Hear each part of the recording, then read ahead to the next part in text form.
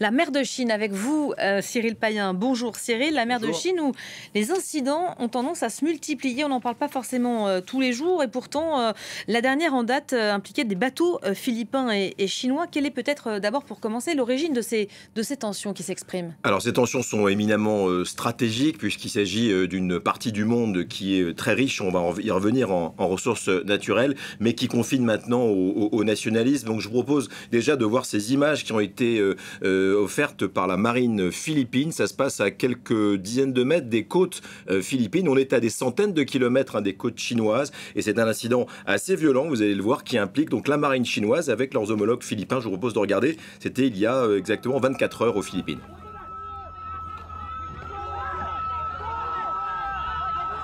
Alors voilà, ça c'est vraiment le dernier incident en date, sans doute l'un des plus spectaculaires. On voit, il n'y a pas eu d'utilisation d'armes, mais on voit bien que les soldats, les marins chinois ont des couteaux, une hache. Il y a eu d'ailleurs des blessés du côté philippin. Donc on monte en gamme dans les tensions qui vont évidemment devenir après des tensions diplomatiques.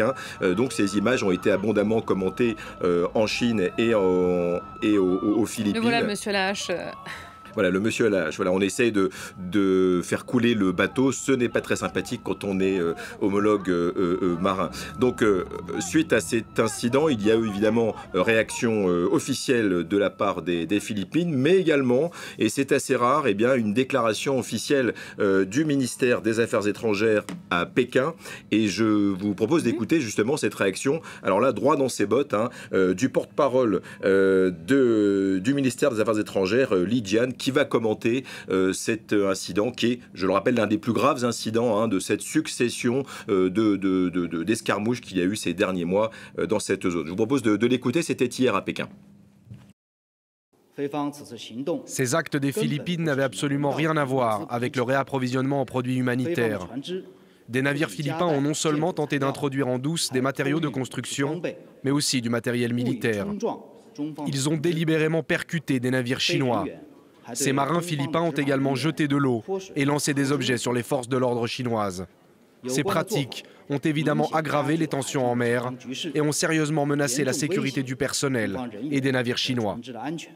Donc cette zone éminemment stratégique, elle n'est pas revendiquée que par la Chine et les Philippines. Il y a tous les pays de la zone, Taïwan, la Malaisie, le Brunei, l'Indonésie et le Vietnam. Si c'était simple, ça se saurait. Mais c'est vrai que c'est 30% du commerce maritime qui passe par cette zone, 12% de la pêche, 11 milliards des barils de pétrole et 5 milliards de mètres cubes de gaz qui transitent par cette zone stratégique. Donc on vous parlait de nationalisme exacerbé. Je vous propose de regarder cette fois un extrait d'un documentaire, un reporter qui a été diffusé sur notre chaîne, qui a été tourné par nos correspondants dans cette région, en Asie. Et c'est une séquence assez intéressante puisqu'elle montre bien ce nationalisme touristique qui est promu par Pékin dans des zones qui n'appartiennent pas du tout aux zones territoriales chinoises. C'est un extrait donc de ce reporter en Asie sur la guerre froide, en Asie. Un reporter de Constantin Simon, notre correspondant en Asie.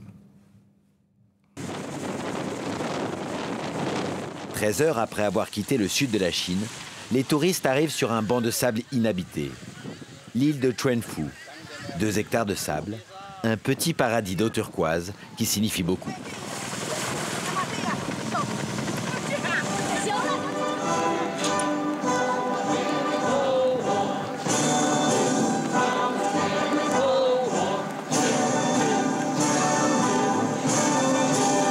Les îles Chicha font partie de la Chine. Elles appartiennent à notre territoire inviolable et sacré. On ne laissera jamais aucun envahisseur s'emparer d'un seul grain de sable de cette île ou d'une seule goutte d'eau de cette mer. Maintenant, levez vos poings s'il vous plaît et jurez après moi. J'aime mon pays. J'aime les îles Chicha.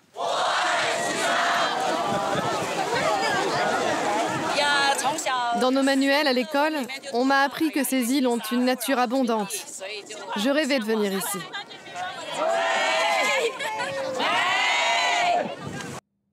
Donc voilà, on voit bien que le nationalisme met son grain de sel dans l'affaire, quitte à être totalement instrumentalisé par Pékin. Et d'ailleurs, tout autant par le Manille, on va le voir, mais il y a un événement important, et on en parle beaucoup aux Philippines, c'est le changement de président aux Philippines. Le prédécesseur, le président Duterte, du nouveau président Ferdinand Marcos Jr., lui, s'était un peu rapproché de Pékin.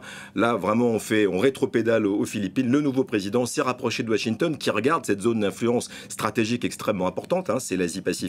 Donc je vous propose encore un témoignage, d'avoir le récit, le commentaire à chaud d'un fonctionnaire philippin qui a accepté de témoigner, de dire son ressenti en tant que citoyen philippin sur cette question stratégique, mais on l'aura compris, éminemment nationaliste. C'est Ricky Alvarez qui est à Manille.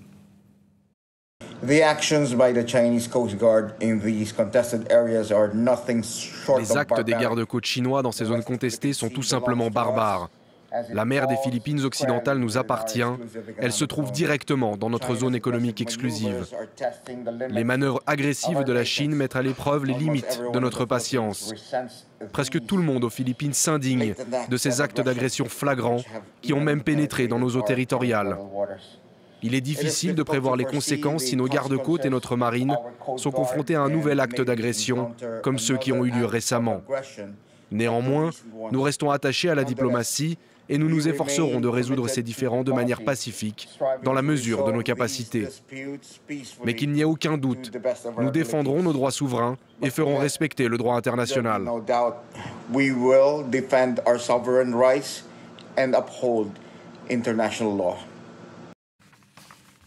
Cette tendance expansionniste chinoise, Cyril, ne se limite évidemment pas aux eaux asiatiques. Oui, on a vu que Pékin avait relancé fait revivre cette notion de route de la soie qui est vieille de 2000 ans, qui faisait passer la soie de l'Europe à l'Asie. C'est un des grands projets, un des grands travaux du président Xi Jinping. Oui, pardon, c'est dans l'autre sens, c'est vrai. Pardon, de l'Asie à l'Europe, autant pour moi. Il y a quelqu'un qui suit.